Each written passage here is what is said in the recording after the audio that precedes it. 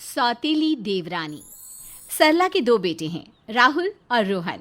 सरला ने राहुल की शादी रीनू से और रोहन की शादी राम्या से करवाई है। घर में सभी बहुत प्यार से रहते हैं। सरला ने अपने दोनों बेटों को बहुत अच्छे संस्कार दिए हैं और हमेशा यही समझाया है कि जो भी इस घर में है उसमें दोनों भाइयों का बराबर का हिस्सा है। क्या सरला के दोनों बेटे हमेशा ऐसे ही प्यार से रहेंगे या फिर बहुओं के आने के बाद उसके घर का माहौल बदल जाएगा? आइए हम अपनी इस कहानी में जानते हैं। रेनो, तूने नाश्ता बनाया या नहीं? माँ जी, राम्या ने बना लिया है। मैं राहुल जी और रोहन को बुलाकर लाती हूँ। हाँ बहू, जल्दी बुला ला, नहीं तो उनको ऑफिस जाने के लिए देर हो जाएगी। सभी मिलकर खाना खा ही रहे होते हैं कि तभी राहुल कहता है, वाह, कितना अच्छा नाश्ता बनाया है। किसने बनाया है? इतना टेस्टी खाना तो सिर्फ राम्या ही बना सकती है। नहीं भाभी, आप भी खाना बहुत अच्छा बनाती हो, बल्कि आपकी जैसा खाना तो कोई भी नहीं बना सकता। खाना तो आप दोनों ही अच्छा बनाते हो। अब एक दूसरे की तारीफ ही करती रहोगी या फिर मुझे चाय भी दोगी? तुम चारों में बहुत प्यार है। ऊपर वाला करे कि तुम चारों में इसी तरह से प्यार बना रहे। सरला अपने दोनों बच्चों को देखकर बहुत खुश रहती है।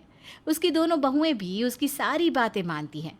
सभी की जिंदगी हंसी खुशी बीत रही थी कि तभी एक दिन सरला ने अपनी बहुओं से कहा, रेनू, राम्या, आज मेरी माँ आ रही है और वो 1-2 दिन यहाँ रुक कर ही जाएगी, इसलिए तुम दोनों उनका पूरा ख्याल रखना, उनका कमरा तैयार कर देना। रेनू और राम्या ने सरला की माँ चंपा देवी के आने की सारी तैयारी कर दी। अब सभी बेसब्री से चंपा देवी के आने का इंतज़ार करने लगे और एक दिन सभी का इंतज़ार खत्म हो गया और चंपा देवी उनके घर आ गई। माँ, कैसी हो आप? अच्छा हुआ जो आप आ गई। अब मैं आपको कहीं नहीं जाने दूंगी, आप यहीं रहोगी मेरे पास। हाँ। अरे सारी बात छोड़, ये बता मेरा बच्चा राहुल कहाँ है और इन दोनों में से राहुल की पत्नी कौन सी है? माँ, राहुल तो काम पर गया है, शाम तक आ जाएगा।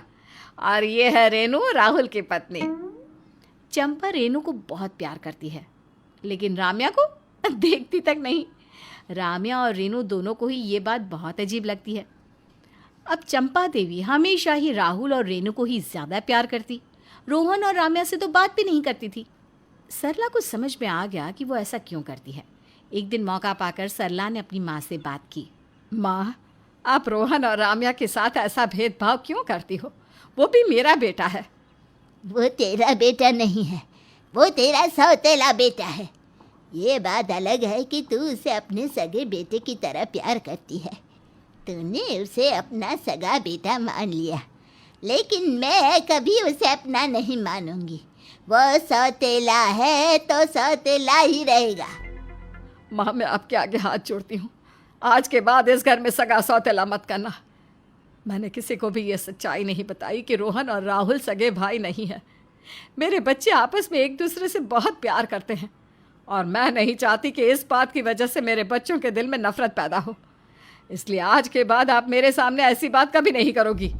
सरला अपनी माँ को बहुत समझाती है, लेकिन वो कुछ समझने को तैयार ही नहीं थी। लेकिन उन दोनों की सारी बातें रेनू सुन लेती है। रोहन इस घर का सौतेला बेटा है और राम्या मेरी सौतेली देवरानी। फिर भी माँ इन दोनों को इतना प्यार करती है जितना हमें करती है, कभी कोई भेदभाव नहीं। और माँ ने इतनी बड़ी बात हमसे छिपाई क्यों? कुछ दिनों बाद चंपा देवी वापस चली जाती हैं, पर रेनू को ये बात पता चल गई थी कि उसका देवर सौतेला है। उसके बाद वो अपनी देवरानी के साथ सौतेला व्यवहार करने लगती है। राम्या, तुम कपड़े धोकर खाना बना देना, मुझे किसी काम से बाहर जाना है। कहाँ जाना है भाभी? मैं भी चलूँ आपके साथ? राम्या, तुम हमेशा बाहर घूमती रहती हो। मैं तो कभी तुमसे कुछ नहीं कहती, लेकिन मैं जैसे ही घर से बाहर जाने की बात करती हूँ तुम मेरे पीछे लग जाती हो। अरे भाभी, मैं तो ऐसे ही बोल रही थी, आप तो मेरी बात का बुरा ही मान गई। आप जाइए, मैं कर लूँगी सारे काम। रेनू बाजार चली जाती है और बाहर से बहुत सारी शॉपिंग करके आती है। वो घर में सभी के लिए बहुत सारी चीज़ें लेकर आती है, लेकिन अपनी देवरानी के लिए कुछ भी नहीं लाती। तभी उसकी सास कहती है, बहू, तो घर में सबके लिए शॉपिंग करके आई है, लेकिन राम्या के लिए कुछ नहीं लाई। माँ, राम्या के पास तो पहले से ही बहुत सारी चीज़ें हैं, उसे किसी चीज़ की ज़रूरत नहीं है। अगर उसे किसी चीज़ की ज़रूरत होगी तो बता देगी मुझे। खैर छोड़िए माँ, आप ये बताइए साड़ी कैसी लगी आपको? खास आपके लिए ही लाई हूँ मैं। हाँ ठीक ही है। पता नहीं माँ जी अपने सौतेली बहू और बेटे पर इतना क्यों मरती है। अरे नहीं लाई तो नहीं लाई, उसे लेना होगा तो खुद ले आएगी ना। रेनू ये सब सोच ही रही थी कि तभी राम्या उसके पास आकर कहती है, अरे भाभी, आप मार्केट गई थी ना, क्या क्या लाई हो दिखाओ ना। अरे छोड़ो तुम ये सब सामान, तुम्हारे लिए कुछ नहीं लाई। तुम एक काम करो, मेरे लिए खाना लगा दो। राम्या रेनू की बात सुनकर उदास हो गई। अगली सुबह राम्या ने हमेशा की तरह जल्दी उठकर सबके लिए खाना बना लिया। जब सरला ने राम्या को अकेले किचन में काम करते हुए देखा तो कहने लगी, अरे राम्या, तुम अकेले काम क्यों कर रही हो? तुम्हारी जोड़ीदार कहाँ है? पता नहीं माँ जी, भाभी तो अभी तक सोकर ही नहीं उठी, शायद कमरे से बाहर नहीं आई अभी तक। अच्छा, एक काम करो, बुला कर लाओ उसे। जी माँ जी। राम्या रेनू के कमरे में जाती है उसे बुलाने के लिए। भाभी, भाभी आप अभी तक क्यों सो रही हो? उठिए, चलिए बाहर आइए। रम्या, तुमसे एक दिन खाना नहीं बन सकता क्या? आ गई मुझे उठाने के लिए। भाभी, नाश्ता तो मैंने तैयार कर दिया है, वो तो माँ जी ने कहा कि आपको बुला कर ले आऊँ, इसलिए आ गई। चैन से सोने भी नहीं देती। जाओ यहाँ से, आ रही हूँ तैयार होकर। बेचारी राम्या अपना सा मुंह लेकर रह जाती है और वहाँ से चुपचाप चली जाती है। तभी राहुल रेनू से कहता है, अरे रेनू, ये क्या तरीका है राम्या से बात करने का? आज से पहले तो कभी तुमने राम्या से इस लहजे में बात नहीं की। अब आप ना उसकी ज़्यादा तरफदारी मत करो। ठीक है, जो हो रहा है उसे होने दो। जब सच्चाई का आपको पता चलेगा ना तो होश ठिकाने आ जाएंगे। सच्चाई? कौन सी सच्चाई की बात कर रही हो तुम? कुछ नहीं, चलिए अब नाश्ता करने, नहीं तो माँ जी फिर किसी को भेज देगी बुलाने के लिए। ठीक है चलो। अगले दिन रेनू से मिलने उसकी सहेली शीतल आती है। रेनू, कैसी है मेरी प्यारी सहेली? मेरी शादी होने वाली है, इसलिए मैं तुझे अपनी शादी का कार्ड देने आई हूँ।